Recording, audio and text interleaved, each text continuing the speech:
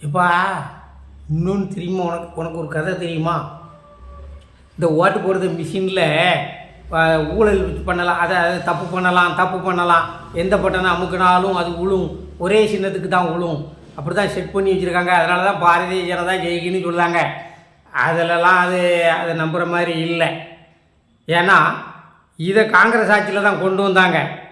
அப்போ இதே பாரதிய ஜனதா கட்சியும் மற்ற எதிர்கட்சிகளும் இந்தியா பூரா இதை தான் கூப்பாடு போட்டான். அப்போ காங்கிரஸ் ஆணித்தரமாக சொல்லிவிட்டு அதில் எந்த ஏமாற்றமும் பண்ண முடியாது, அது ரொம்ப உறுதி வாய்ந்தது, இறுதி செய்யப்பட்டது, ரொம்ப நம்பகத்தன்மை உள்ளது அப்படின்னு இவங்க தான் கூப்பாடு போட்டாங்க. என்ன இப்போ இவங்க ஜெயிச்சுக்கிட்டே இருந்ததும் அதில் தப்பு நடக்கு, இதில் ஊழல் நடக்கு, அதில் வாக்காளர்களை கூட்டிக்கிட்டான், குறைச்சிட்டான். அது எப்படிப்பா கூட்ட முடியும்? 10 நாள் கதை அடைச்சிட்டு போனால் 11ஆனது செத்து போயிட்டாமனு வாக்காளர் லிஸ்ட்டில் பேரை எடுத்துருதான். அந்த வாக்காளர்கள் லிஸ்ட் எடுக்க வரும்போது காற்று கிடந்து நாமெல்லாம் பேரை பதிஞ்சிருக்கேன். அவ்வளவு சங்கடமான ஒரு சூழ்நிலையெல்லாம் இருக்குது. புதுசாக இஷ்டத்துக்கெல்லாம் சேர்க்க மாட்டாங்க.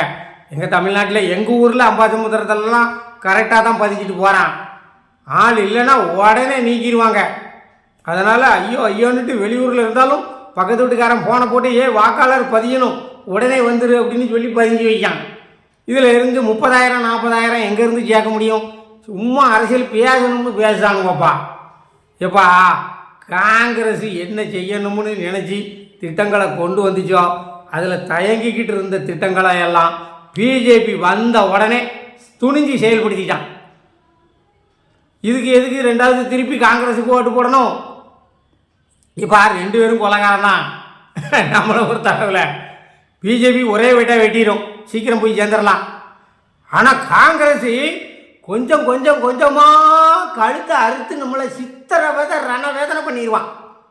அதுக்கு இது ஒரே போட்டால் பிரச்சனை இல்லாமல் போயிருங்களா? அப்படி தான் இருக்குது இவங்க ஆட்சியெல்லாம். சும்மா போட்டுக்கிட்டு போடே.